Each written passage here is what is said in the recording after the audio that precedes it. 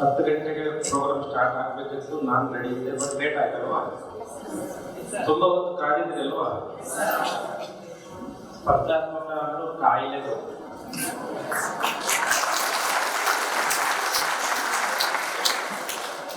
ಹಂಗೆ ಒಂದೇ ತಿಂಗಳಿಗೆ ಒಂದೇ ವರ್ಷಕ್ಕೆ KS IAS ಆಗಲ್ಲ.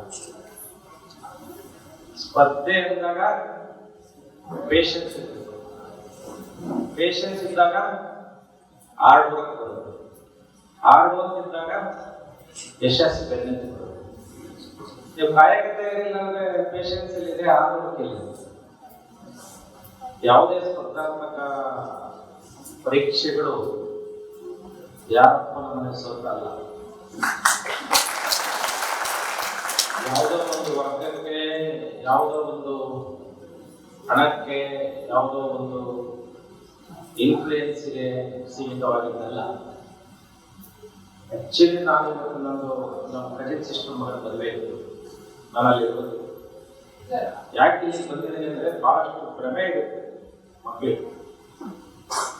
ಇದು ಬರೀ ಕೆಲವರಿಗೆ ಅಷ್ಟೇ ಮಾತ್ರ ಅದಕ್ಕೆ ಇನ್ಫ್ಲೂಯೆನ್ಸ್ ಬೇಕಾಗುತ್ತೆ, ಹಣ ಬೇಕಾಗುತ್ತೆ, ನಮಗೆಲ್ಲ ಆಗೋದಿಲ್ಲ, ನಾವೆಲ್ಲ ಹಳ್ಳಿಯಿಂದ ಬಂದವರು. ಬೆಂಗಳೂರು ಆದರೆ ಟ್ರೈನಿಂಗ್ ಸೆಂಟರ್ ತುಂಬ ಇದೆ. ಬೆಂಗಳೂರು ಟ್ರೈನಿಂಗ್ ಸೆಂಟರ್ ಎಷ್ಟಿದೆ ಗೊತ್ತಾ ನಿಮಗೆ? ವಿಜಯನಗರದಲ್ಲಿ ಎಷ್ಟು ಟ್ರೈನಿಂಗ್ ಸೆಂಟರ್ ಇದೆ ಗೊತ್ತಾ? ಬೆಂಗಳೂರಲ್ಲಿ ಹೈಯೆಸ್ಟ್ ವಿಜಯನಗರದಲ್ಲಿ.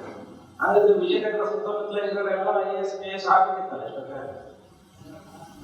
ವಿಜಯನಗರ ಸುತ್ತಮುತ್ತ ಇರೋದ್ರಿಂದ ಪ್ರತಿಯೊಬ್ಬರ ಮನೆಯಲ್ಲೂ ಒಬ್ಬರು IAS KS ಇರ್ಬೇಕಿತ್ತಲ್ಲ.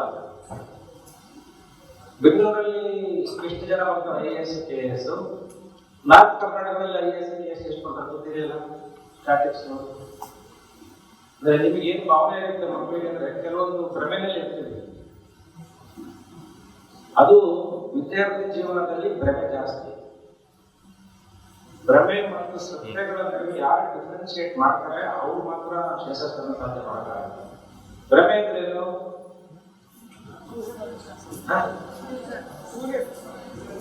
ಏನು ಓದಿ ಮಾಡ್ತಾರೆ? ಏನು ಎಕ್ಸಾಂಪಲ್ ಹೇಳಿ, ಭ್ರಮೆ ಅಂದ್ರೆ ಏನು? ನಮ್ಗೆ ಏನೇನೋ ಇರುತ್ತೆ ಭ್ರಮೆ. ಕಾಲೇಜಲ್ಲಿ ಹೋದಾಗ ತುಂಬಾ ಒಳ್ಳೆ ಡ್ರೆಸ್ ಹಾಕೊಂಡು ಹೋದ್ರೆ ಎಲ್ಲ ನನ್ನ ಅಟ್ರಾಕ್ಟ್ ಮಾಡ್ತಾರೆ. ನಾವು 3-4 ಜನ ಗರ್ಲ್ ಫ್ರೆಂಡ್ ಇದ್ರೆ ನನಗೆ ತುಂಬಾ ಗೌರವ ಇರುತ್ತೆ. ನನಗೆ 3-4 ಜನ ಬಾಯ್ ಫ್ರೆಂಡ್ ಇದ್ರೆ ಯಾವಾಗಲೂ ಅವ್ರ ಹತ್ರ ಮಾತಾಡ್ತಾರೆ ಅಂತ ಅನ್ನೋದು ಹುಡುಗಿಯರಿರ್ತಾರೆ. ಊರಲ್ಲಿ ಒಳ್ಳೆ ಡ್ರೆಸ್ ಹಾಕೊಂಡು ನಾವು ಸ್ಟ್ಯಾಂಡರ್ಡ್ ಹೋದ್ರೆ ಜನ ನನ್ನ ಏನೋ ನಂಬ್ತಾರೆ ಅನ್ನೋದು ಭ್ರಮೆ. ಈ ಎಲ್ಲ ಭ್ರಮೆಗಳು ನಮ್ಗೆ ಆ ವಯಸ್ಸಲ್ಲಿ ಬರಬೇಕು. ಸಾಧ್ಯ ನಾನು ಕೂಡ ಆ ವಯಸ್ಸನ್ನು ದಾಟಿ ಬಂದಿರ್ತಕ್ಕಂಥದ್ದು. ಆ ಸಮಯದಲ್ಲಿ ಒಂದು ಒಳ್ಳೆಯ ಬಗ್ಗೆ ಮಾರ್ಗದರ್ಶಕರ ಅವಕಾಶ ಸಿಕ್ತು ಅಂದ್ರೆ ಆ ಭ್ರಮೆಯಿಂದ ಹೊರಗುತ್ತೆ. ಆ ರೀತಿಯ ಮಾರ್ಗದರ್ಶಕ ನಿಮ್ಗೆ ಯಾವಾಗ ಸಿಗುತ್ತೆ ಅಂದ್ರೆ ನಿಮ್ಮ ಕಾಲೇಜುಗಳಲ್ಲಿ ಉತ್ತಮ ಗುರುಗಳು ಸಿಕ್ಕಾಗ, ಅಥವಾ ಈ ರೀತಿಯ ಸಭೆಗಳಲ್ಲಿ, ಟ್ರೈನಿಂಗ್ಗಳಲ್ಲಿ ನಿಮಗೆ ಈ ಮಾರ್ಗದರ್ಶನ ಸಿಗಬಹುದು ಅಂತ ನನ್ನ ಅನಿಸಿಕೆ. ಈ ಮಾರ್ಗದರ್ಶನ ಸಿಗದೆ ಅಂದ್ರೆ ಕೊನೆಯವರೆಗೂ ಭ್ರಮೆನಲ್ಲೇ ಹೋಗಿ ಮುಂದೊಂದು ದಿನ ನಾವು ಮತ್ತೆ ನಮ್ದೇನು ನಿತ್ಯ ಜೀವನ ಇರುತ್ತೋ ಅಲ್ಲೇ ಸೇರ್ಕೊಂಡು ಅಲ್ಲೇ ನಾವು ಭ್ರಮೆಯಿಂದ ತಿಳ್ಕೊಂಡು ಪ್ರತಿಯೊಂದು ದಿನ ಪ್ರತಿಯೊಂದಕ್ಕೂ ಕಮೆಂಟ್ ಮಾಡಕ್ಕೆ ಸ್ಟಾರ್ಟ್ ಮಾಡ್ತೀವಿ. ಅದೇನು ಕೊಡು ಇದೇನು ಕೊಡು, ಅವ್ರೇನ್ ಮಾಡ್ತಾರೆ ಇವ್ರೇನ್ ಮಾಡ್ತಾರೆ, ಈ ಕಮೆಂಟ್ಸ್ ಸ್ಟಾರ್ಟ್ ಮಾಡ್ತೀವಿ. ಈ ವಯಸ್ಸನ್ನ ಮಾಡಬಾರ್ದು. ನೀವೇನಾದ್ರು ವ್ಯವಸ್ಥೆ ಬಗ್ಗೆ ಅಥವಾ ಇನ್ಯಾವ ಬಗ್ಗೆ ಕಮೆಂಟ್ಸ್ ಯಾವಾಗ ಮಾಡ್ತಾರೆ 50 ವರ್ಷ ಆದ್ಮೇಲೆ ಮಾಡಬೇಕು. ನೀವು ಈಗ 25 ವರ್ಷದಿಂದ ಕಮೆಂಟ್ಸ್ ಮಾಡಕ್ ಸ್ಟಾರ್ಟ್ ಮಾಡಿದ್ರೆ ಲೈಫಲ್ಲಿ ನಿಮ್ಗೆ ಏನು ಅವಕಾಶ ಸಿಗೋದಿಲ್ಲ, ನೀವು ಮುಂದುವರಿಯಕ್ಕೆ ಸಾಧ್ಯ ಇಲ್ಲ. ಅದಕ್ಕೆ ಆ ಭ್ರಮೆಯನ್ನ ಬಿಟ್ಟು ಬರಬೇಕು. ಹಾಗಾದ್ರೆ ಸತ್ಯ ಯಾವುದು? ಸತ್ಯ ಯಾವುದು ಇರ್ಬೋದು? ಹಾಗಾದ್ರೆ ನೀವೀಗ ಏನು ಓದ್ತೀರಿ, ನೀವೆಷ್ಟು ಕಠಿಣ ಶ್ರಮ ಪಡ್ತೀರಿ, ಎಷ್ಟು ನಿಮ್ಮ ತಂದೆ ತಾಯಿಗಳಿಗೆ ಗೌರವ ಕೊಡ್ತೀರಿ ಮತ್ತು ನಿಮ್ಮ ಗುರುಗಳಿಗೆ ಗೌರವ ಕೊಡ್ತೀರಿ, ಅದೇ ಸತ್ಯ. ಅದೊಂದೇ ಉಳಿಯುತ್ತೆ. ಉಳಿದಿದ್ದು ಯಾವಾಗಲೂ ಸತ್ಯ ಅಲ್ಲ. ಅದು ಆ ಬಂದು ಆ ವಿದ್ಯಾರ್ಥಿ ಜೀವನದಲ್ಲಿ ಓದ್ಬಿಡುತ್ತೆ. ಆ ಭ್ರಮೆಯಿಂದ ನೀವು ಹೊರಗೆ ಬಂದಾಗ ನಿಮಗೆ ನಿಮ್ಮ ಜೀವನದ ರೂಪಿಸಿಕೊಳ್ಳಲಿಕ್ಕೆ ತುಂಬ ಅವಕಾಶ ಇದೆ. ಆ ಅವಕಾಶಗಳು ಸೆಲ್ಸಿನಲ್ಲಿ ಎಕ್ಸಾಮ್ ಬರೆಯೋದಾಗಿರ್ಬೋದು, PUCನಲ್ಲಿ ಅತಿ ಹೆಚ್ಚು ಸ್ಕೋರ್ ಮಾಡೋದಾಗಿರ್ಬೋದು, ಡಿಗ್ರಿನಲ್ಲಿ ಅತಿ ಹೆಚ್ಚು ಸ್ಕೋರ್ ಮಾಡಲಿಕ್ಕಾಗಬಹುದು, ನಂತರ AS, IAS ಇತರ ಸ್ಪರ್ಧಾತ್ಮಕ ಪರೀಕ್ಷೆಗಳಲ್ಲಿ ನೀವು ನಿಮ್ಮ ಜೀವನವನ್ನು ಬಳಸಲಿಕ್ಕೆ ಅವಕಾಶ ಇದೆ.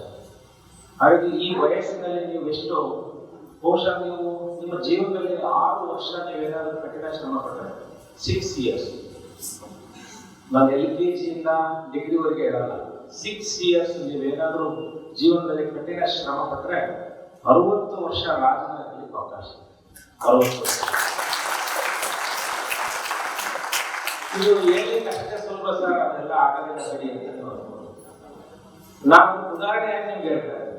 ನಾನು ಓದಿದ್ದೆ, ಕಠಿಣ ಶ್ರಮ ಪಟ್ಟು ನಾನು ಫಸ್ಟ್ ರ್ಯಾಂಕ್ ಆಗಿದ್ದು ಫಸ್ಟ್ ರ್ಯಾಂಕ್, PG ವರೆಗೂ ಫಸ್ಟ್ ರ್ಯಾಂಕ್, ನಾನು ಗೋಲ್ಡ್ ಮೆಡಲಿಸ್ಟ್.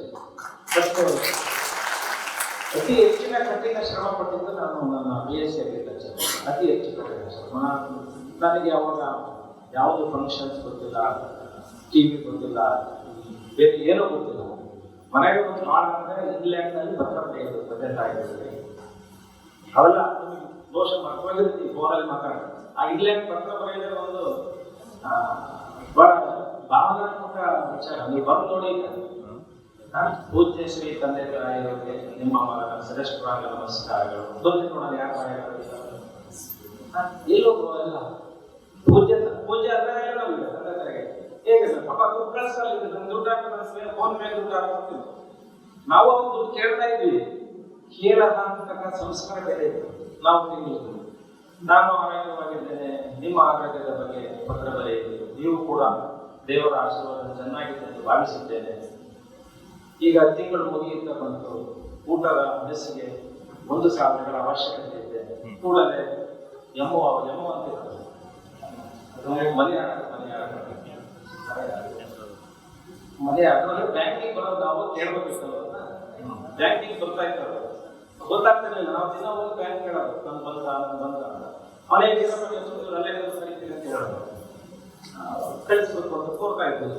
ಇಲ್ಲಿ ಅವರು ಪತ್ರ ರಿಸೀವ್ ಮಾಡಿದ್ರು, ನನ್ನ ಮಗ ತುಂಬಾ ಚೆನ್ನಾಗಿದ್ದಾನೆ, ನಾನು ಚೆನ್ನಾಗಿ ವಿದ್ಯಾಭ್ಯಾಸ ಮಾಡ್ತಾ ಇದ್ದೇನೆ, ಇಮಿಡಿಯೇಟ್ ಅವ್ರ ಅಕೌಂಟ್ ಅನ್ನ ಪಾಸ್ ಮಾಡ್ತಾ ಇದ್ದೀವಿ. ಅಂದ್ರೆ ಅವತ್ತಿನ ತಂದೆ ತಾಯಿಗಳು ಮತ್ತು ಮಕ್ಕಳ ಬಾಂಧವ್ಯ ಎಷ್ಟು ಭಾವನಾತ್ಮಕವಾಗಿತ್ತು. ಆಮೇಲೆ ಅವ್ರ ಪತ್ರ ಬರೆಯೋದು, ಈಗಾಗಲೇ ನಿನಗೆ ಹಣ ಕಳಿಸಲಾಗಿದೆ, ನೀನು ಕೂಡ ಚೆನ್ನಾಗಿ ವಿದ್ಯಾಭ್ಯಾಸ ಮಾಡಬೇಕು. ನಾವು ಹಣ ಕಳಿಸಿದ್ದಕ್ಕೆ ಅದು ವ್ಯರ್ಥವಾಗದಂತೆ ಕಠಿಣ ಶ್ರಮ ಪಟ್ಟು ವಿದ್ಯಾಭ್ಯಾಸ ಮಾಡಿ ನಮ್ಮ ಊರಿನ ನಮ್ಮ ಬಂಧುಗಳ ನಡುವೆ ಉತ್ತಮ ಹೆಸರನ್ನು ತರಬೇಕು ಅಂತ ಹೇಳೋದು. ನಮಗೆ ಹೆಸರು ತರಲಿ ಅಂತ ಹೇಳ್ತಿರಲಿಲ್ಲ, ನಮ್ಮ ಊರಲ್ಲಿ ನಮ್ಮ ಬಂಧುಗಳಲ್ಲಿ ಒಳ್ಳೆಯ ಹೆಸರು. ನಿನಗೆ ಅವಾಗ ನೆನಪ ನನ್ನ ವಾಶ್ ಮಾಡ್ತಾ ಇದ್ದಾರೆ, ಅಲ್ಲಿ ಊರಲ್ಲಿ ಹೇಳಿರ್ತಾರೆ, ನಾವು ಚೆನ್ನಾಗಿ ಓದಬೇಕು. ಈಗ ಆ ರೀತಿಯ ಭಾವನಾತ್ಮಕಗಳು ಸಂಬಂಧಗಳಿಲ್ಲ.